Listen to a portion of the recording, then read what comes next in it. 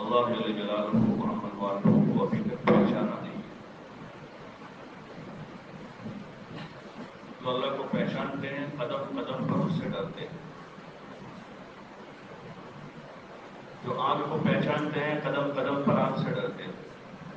رات کے اندھیرے میں ہو دن کے اجالے میں ہو, بہت بڑی محفل لگی اور آگ لگ جائے تو وہاں بھی ڈرے گے ہو, اور اکیلے کسی جگہ ہو وہاں آگ لگے تو وہاں بھی آگ سے ڈرتے ہیں. سانپ سے لوگ ڈرتے ہیں, ہر حال میں ڈرتے ہیں. اکیلے تنہا ہو تب بھی اس کا ڈر لگتا ہے کہ کہیں ڈس لے گا. بڑے بڑے مجمعوں میں وہاں بھی سب دوڑ بھاگ مچا دیتے ہیں. ہر وقت ہر حال میں ان مخلوقات سے اس لیے ڈر رہے ہیں کہ ان کو ہم جانتے ہیں, پہچانتے ہیں.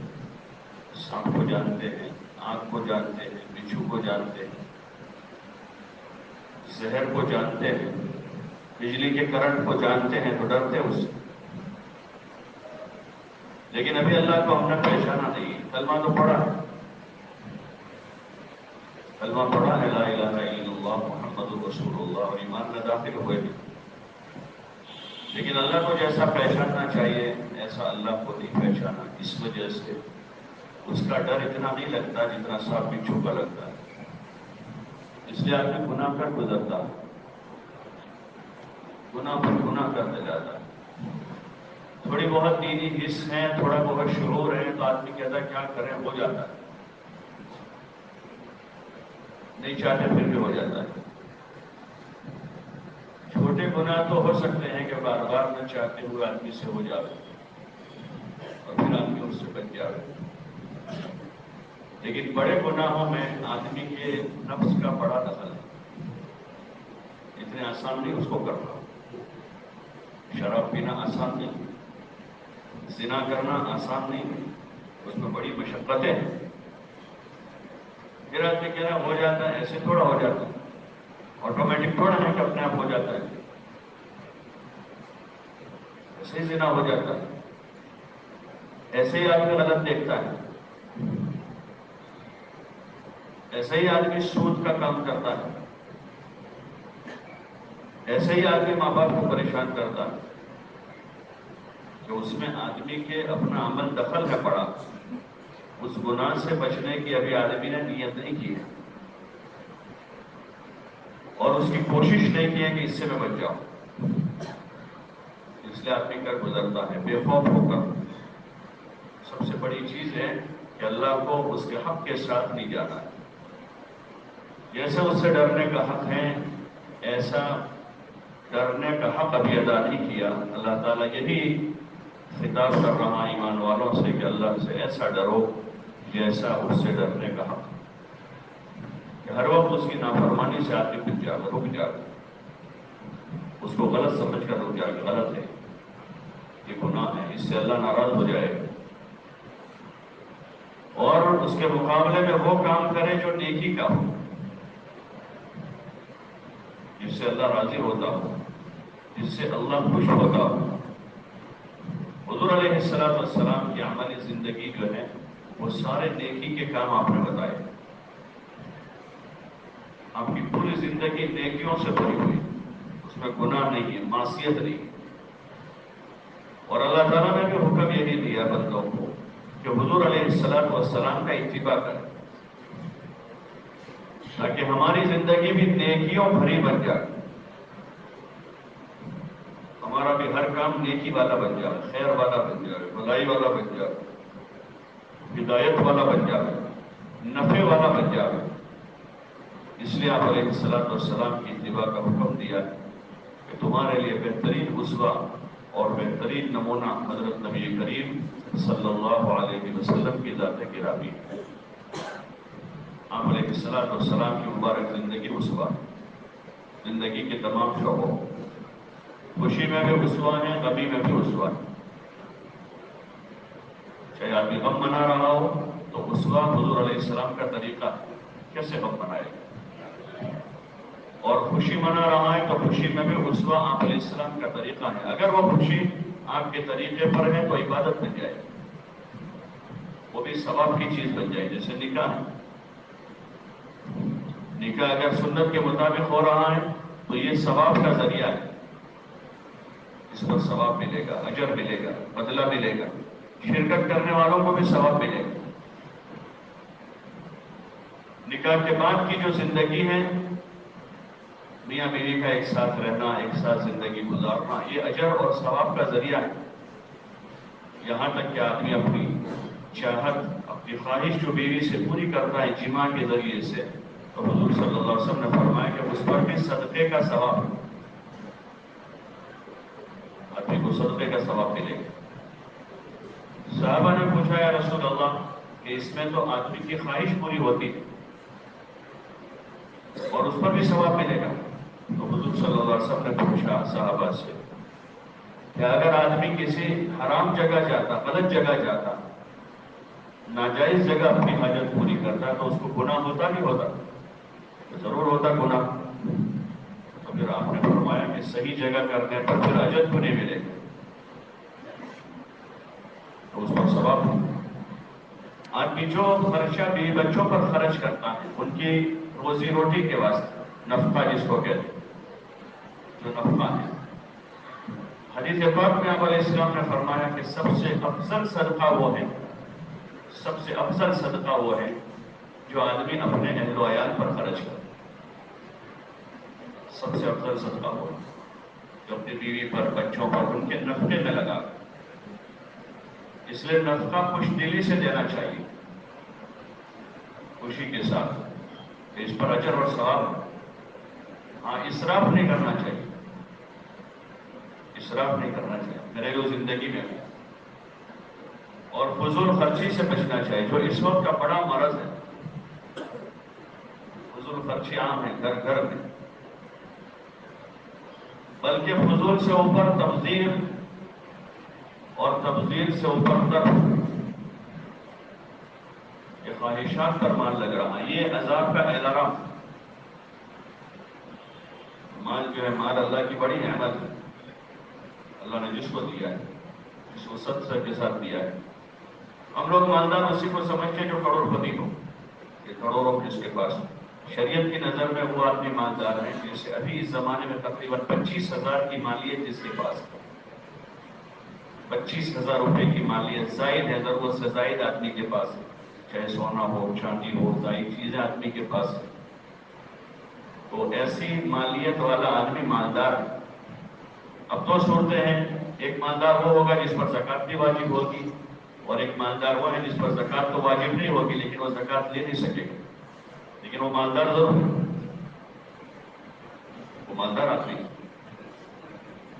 ہم مالدار اسی کو سمجھتے ہیں، اور ہم خود اپنی زندگی میں کتنا اپنا مال غلط جگہوں پر لگا دیتے ہیں. شادی بیاہ میں، شادی بیاہ کے رسم و رواج جتنے ہیں وہ سارے شریعت سے باہر کے ہیں. شریعت میں ساری چیزیں نہیں ہیں. دین میں تو نکاح بہت آسان ہے، بہت آسان ہے نکاح.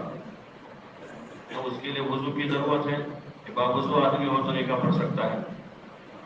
نہ اس کے پاس 1 روپے کی شرط ہے، نہ اس کے ذاتی مکان کی شرط ہے، بس لڑکا لڑکی آپس میں ایک دوسروں کو پسند کر لیں۔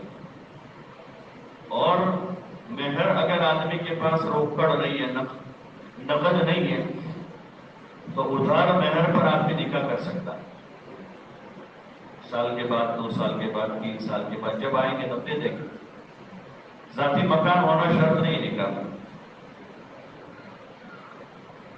مہر اور ایجاب قبول، دونوں نے رضامندی سے ایجاب قبول کر لیا، مہر ہو گئی۔ اب باقی اور کسی چیز کی ضرورت نہیں ہے۔ اپنا مکان نہیں ہے، کرائے کا کر لے مکان۔ بڑا مکان نہیں ہے، چھوٹا ایک کمرہ مل جائے تو اس میں میاں بیوی زندگی گزار سکتے ہیں۔ شرائط میں سے ہی کوئی چیزیں نہیں۔ اتنی آسان چیز ہے تو حضور علیہ السلام نے نکاح کو بہت آسانی سے کیا، اور آپ نے 11 نکاح کیے، 11 نکاح کیے، اور آپ نے اپنی بیٹیوں کے نکاح کروائے سادگی کے ساتھ۔ آپ کے سامنے بہت سارے صحابہ کے نکاح ہوئے مختلف موقعوں پر، کبھی سفر میں نکاح ہو گیا۔ حضور صلی اللہ علیہ وسلم نے خود ایک مرتبہ ایک نکاح سفر میں کیا، آپ سفر میں، اور سفر میں ہی رخصتی ہوئی، تمبو میں، خیمے ہوتے ہیں تمبو، تو تمبو میں رخصتی ہو گئی، اور وہی ولیمہ بھی ہو گیا۔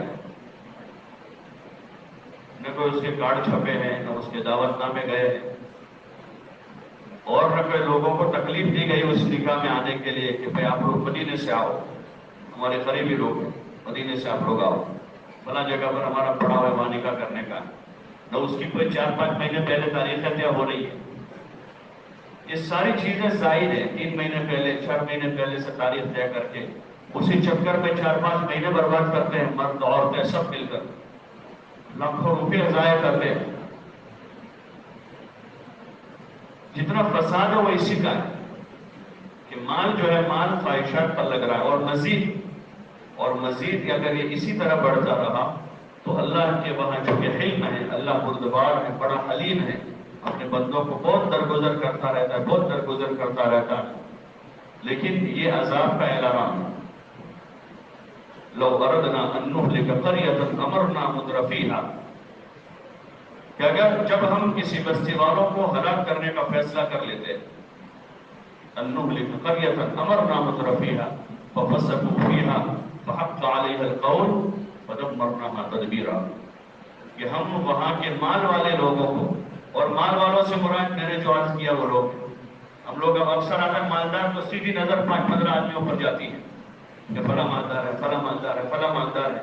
شریعت کی نظر میں مالدار وہ ہے جس کے پاس 25,000 روپے سے زائد ملکیت، اپنے پاس مالیت زائد ہے، وہ آدمی مالدار ہے۔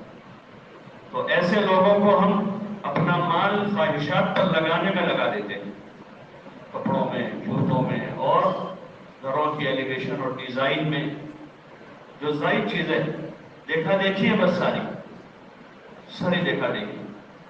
اور عورتوں میں تو ہے ہی، مردوں میں اس سے زیادہ ہو رہی۔ عورتیں تو ہیں ہی کہ ان کی تو فطرت میں چیزیں دیکھا دیکھی ہوتی، مرد بھی، جوان لڑکے ہزاروں روپے کپڑوں پر اور جوتوں پر اور بائکوں پر، 50,000 کی بائک آسانی سے آدمی اچھی طرح سے، یعنی اچھی کنڈیشن میں چلا سکتا ہے۔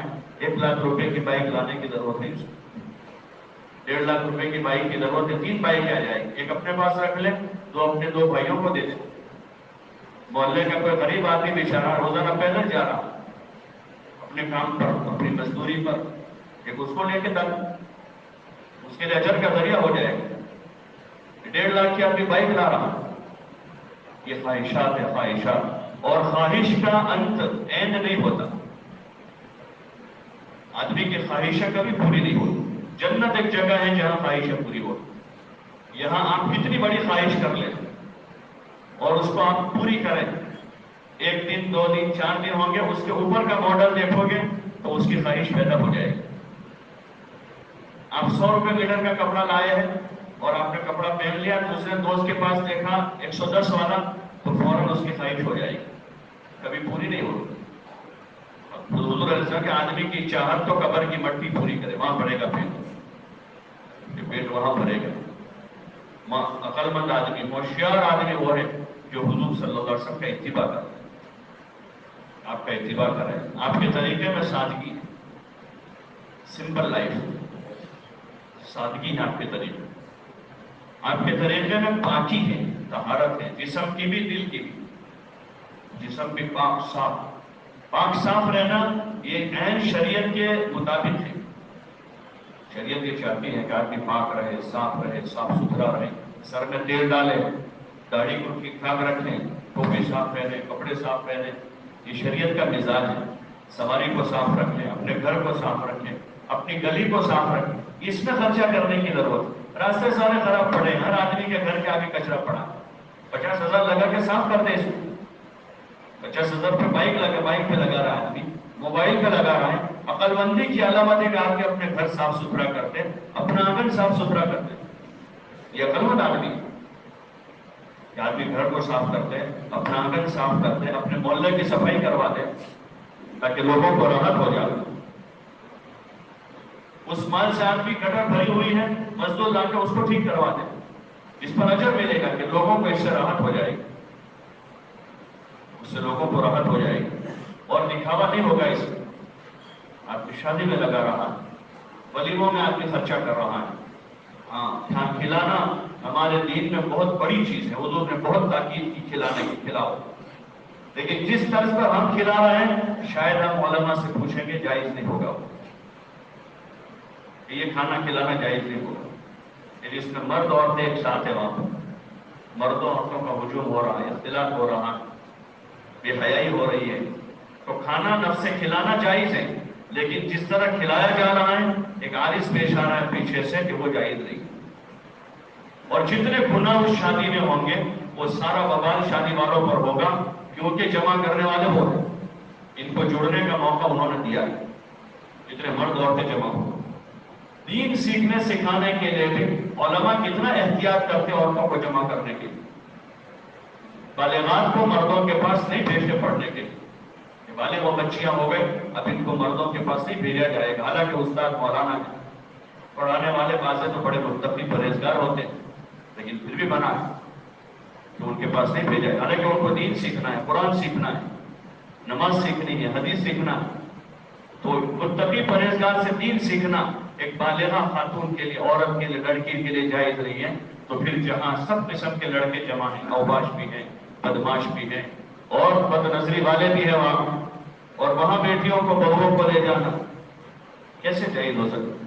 پھر منڈپ آدمی نے باندھا ہے، وہاں پورا راستہ روکا ہوا ہے، جو حقوق عامہ میں سے راستہ حقوق عامہ، 1 منٹ کے لیے کسی کو اجازت نہیں ہے کہ کوئی راستہ روکے، حقوق عامہ میں سے کسی کو اجازت نہیں ہے۔ نماز کے لیے بھی راستہ نہیں روکا جا سکتا، دوسری مسجد میں چلے جا رہا ہے، اگر مسجد میں بھیڑ ہو جائے تو آدمی باہر راستے پر نماز نہ پڑھے، جائز نہیں ہے کسی کے لیے، وہ چلے جائے دوسری مسجد میں نماز پڑھنے کے لیے، راستہ حقوق عامہ میں سے، وہاں سب کا حق۔ قرآن پڑھنے کے لیے بھی راستہ روکنا جائز نہیں ہے، تو نکاح کے منڈپ کے لیے کیسے جائز ہو؟ وہ تو حقوق عامہ میں سے۔ اب آدمی 2 دن تک راستہ منڈپ باندھ دیا اپنا، کرسیاں اندر لگا دی، جس کو جہاں جانا ہو جانا، کتنی بڑی ایذا ہے لوگوں کو۔ ایک شادی، اس میں اتنے سارے آدمی حرام کام کر کے، اور پھر اس شادی میں خیر مانگ رہا ہے، اس شادی میں آدمی برکت مانگ رہا ہے، کیسے برکت آئے گی کہ اس میں کتنوں کو ایذا ہوئی ہے، کتنی بے حیائی ہوئی ہے، کتنی بے شرمی ہوئی ہے اس شادی میں، اس شادی میں خیر نہیں آ سکتی، چاہے آدمی پورا قرآن کا ختم کروا دے شادی سے پہلے، لیکن عملاً قرآن کا مذاق اڑایا گیا ہے اس شادی میں، عملاً حضور علیہ السلام کے طریقے کو چھوڑا گیا ہے، ایسی شادی میں برکت نہیں آ سکتی۔ حضور علیہ السلام کا طریقہ ہے، اس طریقے میں حیا ہے، ادب ہے، ایک دوسروں کا ادب اور خیال ہے کہ کسی کا حق ضائع نہ ہو، اس لیے کوشش کرنی چاہیے کہ ہماری شادیوں میں، ہماری خوشیوں میں بس ایک آدمی ایک چیز ذہن میں لے لے کہ مجھے میرے اس کام کو حضور علیہ السلام کے مبارک طریقے پر کرنا ہے، اور آپ کا طریقہ مجھے معلوم کرنا ہے، آپ کا طریقہ کیا ہے۔ پھر علماء کے پاس جا کر معلوم کریں گے، وہ جیسے رہبری کریں گے ویسے کریں گے۔ بھائی کھانا پکانا ہے، بٹیارے کو چٹھی لکھوا لیتے ہیں، وہ چوکر سیدھے کریانے والے کو دیتے ہیں، بھائی یہ دے دو، وہ کہتا بھائی یہ ہم نہیں جانتے، بٹیارے نے لکھا ہے، ہم نہیں جانتے، ایسے علماء سے لکھوا لیں گے کہ شادی میں سنت کیا ہے، واجب کیا ہے، نفل کیا ہے، بدعت کیا ہے، خرافات کیا ہے، پھر اس مطابق کریں گے. جو چھوڑنے کی چیزیں اس کو چھوڑ دیں گے، جو کرنے کی چیزیں اس کو کر لیں گے. اب اس میں نہ دادی کا مسئلہ ہے نہ نانی کا مسئلہ ہے کہ بھائی حضور علیہ السلام کا طریقہ یہ ہے. ہم بھی اس کے پابند بن جائیں گے، بچوں کو بھی اس کا پابند بنائیں گے، گھر کی عورتوں کو بھی کہیں گے کہ بھائی ہم سب اس کے پابند. جیسے اس میں بریانی پکانے میں پٹھیارے کی چٹھی کے پابند بن جاتے ہیں جو ان پڑھ ہیں، جاہل ہیں، تو اپنے نکاح میں ہم حضور صلی اللہ علیہ وسلم کے طریقے کے پابند تو نہیں ہو سکتے. لیکن ہمارا نفس اندر نفس ہے، اسی نفس کو مارنا ہے. اگر اس کو نہیں مارا تو موت تک ہی پریشان کرے گا اور آخر میں جہنم کے گھڑے تک پہنچا دے گا. اس لیے کوشش کرنی چاہیے اپنی ذات سے، اپنے خاندان میں بھی، رشتہ داروں میں بھی، محلے میں بھی، دوستوں میں بھی، شادی بیاہ خوشی غمی کے موقعوں پر خاص کر، اور عموماً ہم ہر بات میں اس کے پابند ہیں کہ حضور صلی اللہ علیہ وسلم کے طریقے کی دعوت دیں اور ایک ایک امتی کو اس پر لانے کی کوشش کریں. اللہ تعالیٰ ہمیں عمل کی توفیق عطا فرمائے. الحمد لله نحمده ونستعينه ونستغفره ونؤمن به ونتوكل عليه ونعوذ بالله من شرور أنفسنا ومن سيئات أعمالنا. من يهده الله فلا مضل له ومن يضلله فلا هادي له.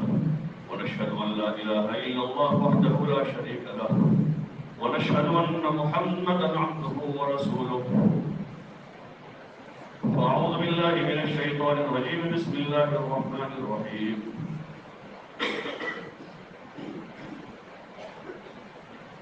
يا أيها الناس اتقوا ربكم الذي خلقكم من نفس واحدة وخلق منها زوجها وبث منهما رجالا كثيرا ونساء واتقوا الله الذي تساءلون به والأرحام إن الله كان عليكم رقيبا.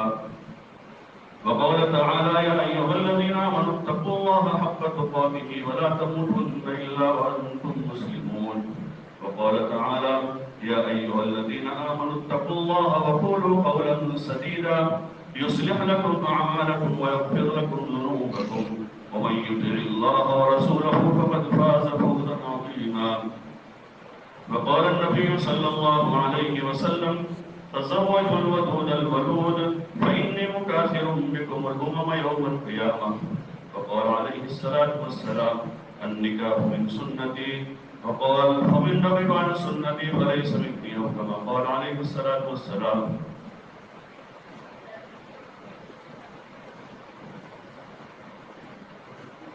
وکیل ہیں حسین عبدالرحیم شکلا صاحب اور دو گواہ ہیں فاروق حسین اور شوکت حسین شکلا موجود ہے. تو آپ لوگ اجازت لے لیں. آپ نے اپنی اجازت سے یہ طلبہ بیٹھے ہیں خالد یامین پورا صاحب صدیقہ الیاس شکلا کی ذات کو 20,000 روپے نقد مہر کے عوض شاہدین کی شہادت اور حاضرین کی موجودگی میں صدیقہ الیاس کو خالد یامین پورا کے لیے بھی بنا کر دیا. سنیے بھائی خالد.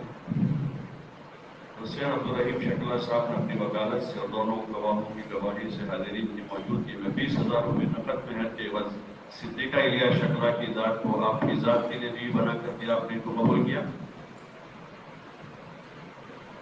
بارک اللہ لک و بارک علیکم و جمع بینکم بالخیر.